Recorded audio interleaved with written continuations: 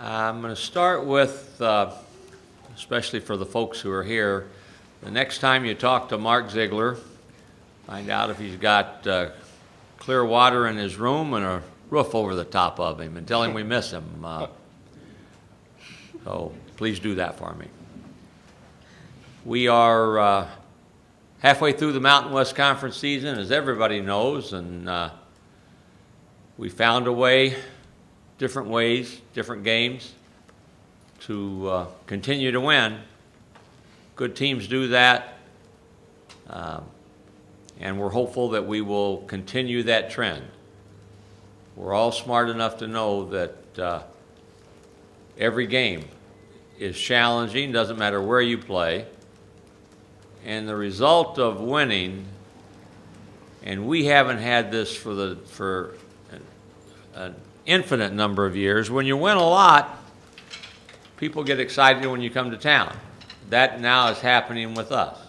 When we go on the road, it's a big game, and it's a big draw. And people who haven't seen us play get excited to come in and boo us and cheer for their team.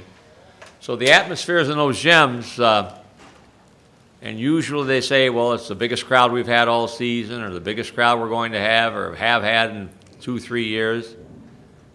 So you have to be able to respond to those kinds of challenges. What we need, again, on Saturday is what we've had for every game. Full house, cheering like crazy for the Aztecs. It helps. And we're playing a team that started out 4-0. They're 7-3. They've had an overtime loss, but they are a good team. They are led by Burton, who is one of the premier guards in the country, not just in our league. And I know you don't know this. They lead the league in field goal defense and three-point defense. It's not us. It's Nevada. They make it hard for you to score, and they have the ability to score in bunches. So we are well aware that, that this will be a tough game. They're coming off of a loss at Utah State. So they will be smarting a little bit, wanting to get on the win track, and this is our one game with them this year. We don't go back to their place. So it should be a very, very good game tomorrow, and we're very much looking forward to it. Any questions for me? Coach, I know most coaches don't put any stock at all in like preseason polls, but Nevada wasn't picked very high at all in the Mountain West, and now they're sitting third in conference. Like, are you surprised by how well they've done this year? A coach shouldn't be surprised at anything, but yes, they came in from the WAC. Last year was their first year, and for whatever reason struggled, and they had dominated in the WAC before they came here. They were not highly regarded coming into the season. They have played exceptionally well. They got a transfer as conference season, right before the conference season started, become eligible. They're a big post player. The players that they have that we saw last year, as you watched them on tape, they're much, much improved, and none more so than Cole Huff. They're very hard to guard four-man who can score in bunches, had 31 in a game. I think he had 21 or 22 at Utah State. DeAndre Burton is what he is. He's a really, really good player. So this is a good team coming in, and they've done a really good job as coaches and players of playing as a team. You watch them, they appear to like one another, and they play that way. Steve, what's the Shepherd update? I'm sorry? Shepherd update. Winston Shepherd fell 6 minutes into the Boise game and came down. I didn't realize it at the time that he had hurt his wrist. Fell and landed on his wrist, and it bothered him. And after the game, it really bothered him. It was swollen and hurt to the touch at a particular point, his left wrist. They x-rayed it, MRI'd it, and the results that I got from our trainer, Tom Abdenar, was that good news is there's nothing from a standpoint that we have to worry about for long term. he's still pretty sore. He's got a brace-like device that he wore yesterday when he came out, and he shot free throws. And I have not talked to Winston prior to right now, so he will be a game-time decision. It will be whether he can move the wrist and whether he's capable of using that left hand as to whether or not he can play. But the good news is it should not be anything that would be long-term. Just as we asked you when Davis was out, what's the impact of when Shepard's out? We're hopeful that that Winston will play, yeah. But if he's out, it takes a big piece of your team. He's second leading scorer. He has the knack to get to the free throw line. He's a big guard. It's hard to guard, and he's made significant strides from where he was to where he is. So we'll miss him. But the good news is we've got a lot of players that have stepped in and been able to play. Josh, we didn't know whether he was going to be able to play or not in the Boise game, and I think he as the game went on, he forgot about the knee a little bit and played looked a little more free-flowing when he ran, but it was sore on him after the game. All he did yesterday was shoot free throws and watch as we did our walkthrough. We didn't do a whole lot on the court, but I would hope that Josh would be able to play tomorrow for sure. Steve, what does the win against Boise do for the confidence of your team, trailing so much of it and coming back and getting the last second shot for the win? When you win, you grow in your confidence. We're going to find a way to win. We've not had those kinds of deficits to make up. When you're looking at a 5 or 6 point lead with an opponent, it doesn't seem like it's all that much. But when you look at a 14-point lead, and the way they got from 11 to 14, when he banked in a 3-pointer at the end of the shot clock, if you're not careful, you say, well, maybe it's just their night. But the nice thing about our team is that we've stayed with it, and we've had different ways to create opportunities and runs. And that's what our sport is about. Not unlike when we played them here. We had a 17-2 run on them here early. We were ahead 26-8. They stormed back on us, as you know, and had the ball with a chance to win down 1. We had a 17-0 run on them, and then maybe a 14-0 run over a 7-minute stretch to get back in the game, to tie it, and then go 2 points ahead. So you have to be able to extend your runs as best you can. It's most often occurs at home, where the crowd helps you get an extra 5 or 6 points on that run. They had it on us early, and we found a way somehow with a couple of steals, and usually both teams factor into having a run. They missed a one-on-one free throw. They missed a couple of shots that early in the game they had made. And all of a sudden, Polee gets a steal. Matt Shrigley gets a steal. X makes the back-to-back baskets. And we're right back in the game. You look at the deficits of the games you played since 2014 started. I think all but 2 been single-digit victories.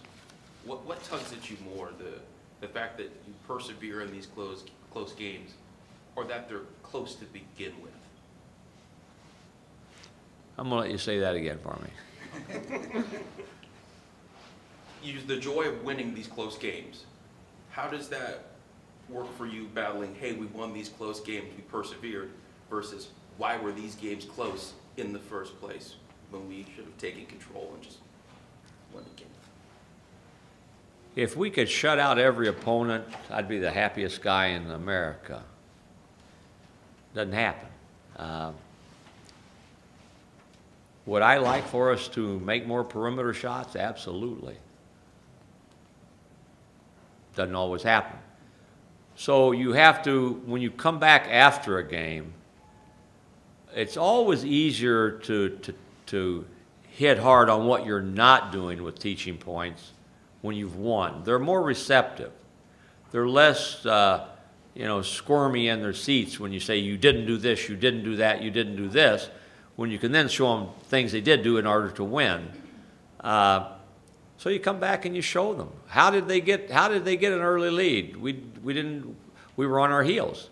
And in Boise, they hit us first and they hit us second, and we reacted to everything. Later on, this is how you have to play. We made them react to us. So you watch it and you see it, and then you go out and practice it and try to get better. You can't live on the edge every game. I'm smart enough to know that. And I don't need to go back and talk about the close games that we've had. We've had a number of them. Most good teams have that. I don't know about all the other records of the teams that have won a lot of games, but most of us have got a handful of games that have, with 2-3 minutes to go, could have gone either way. And if you've got a 19-1 record or 20-1 record, you find ways to win most of those games, and we've done that for sure. Just out of interest, what do you think your team would look like right now if Jamal Franklin was a part of it? I have never given that a thought because he's not a part of it. It's no different than what Kentucky would be if they had all those kids that played for them last year. They're not there. So we've got a good team. I like our team.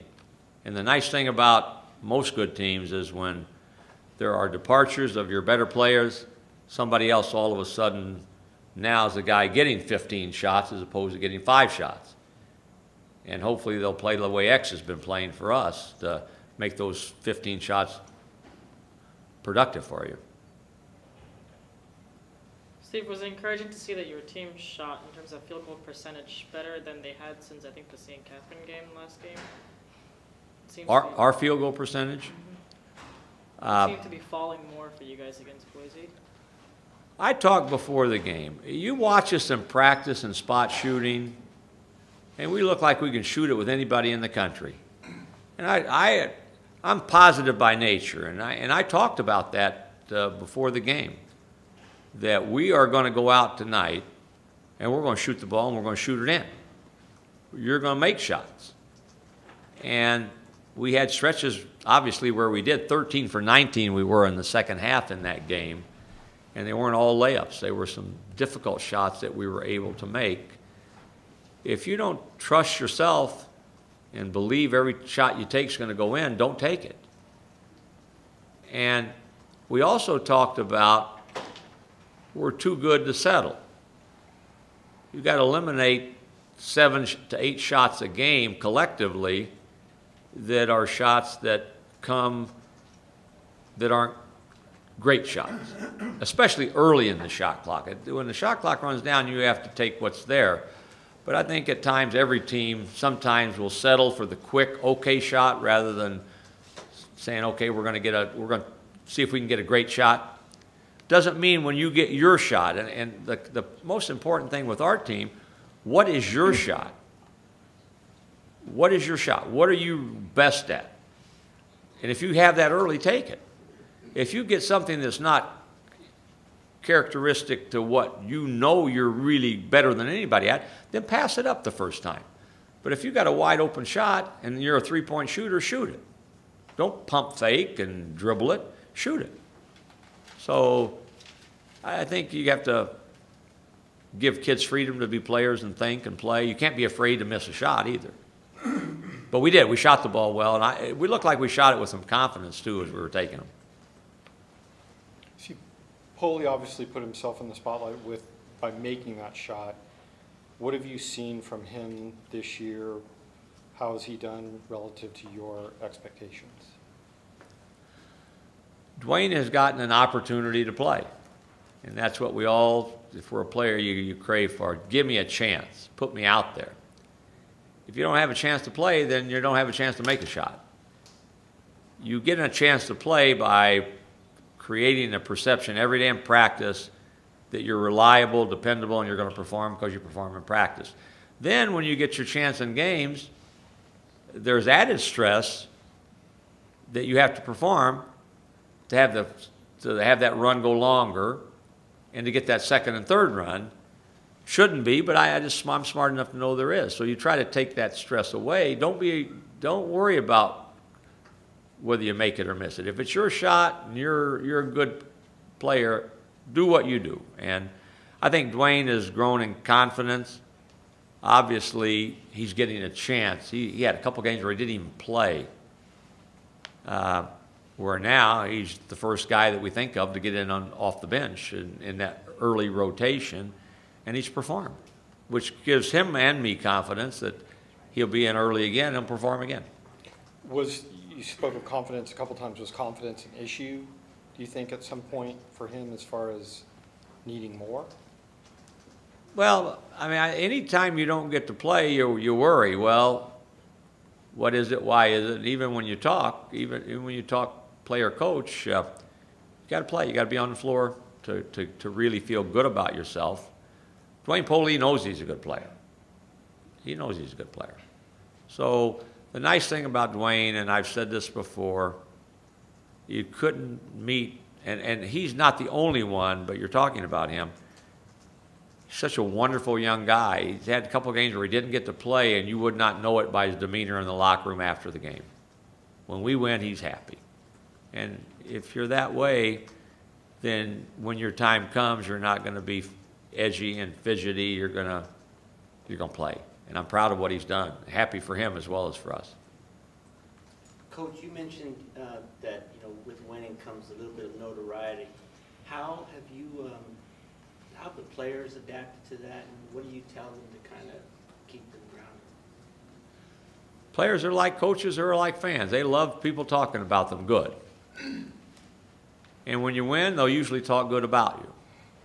So we've embraced it. And I've said that before. We've not shrunk away from the fact that we say we're good. We think we're good.